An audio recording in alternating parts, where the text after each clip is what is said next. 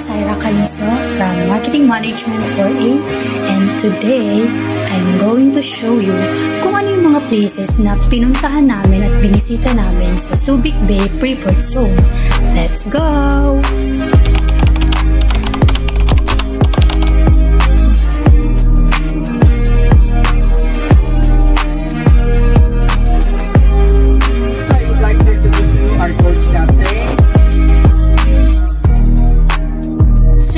Ito yung first stop na pinuntahan namin. So, this place is called the San Guillermo Parish Church na located sa Bacolor, Pampanga. So, ito yung muna namin pinuntahan bago kami makarating sa Subic Bay Freeport Zone.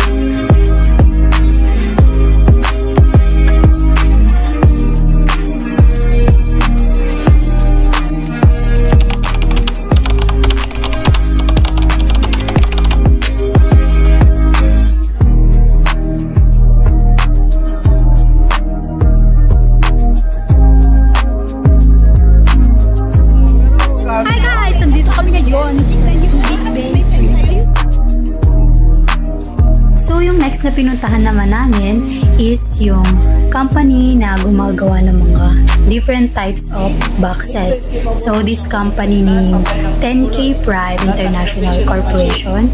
So, pinakita dito yung process kung paano nila binubuo yung mga boxes from cardboard into different types of boxes.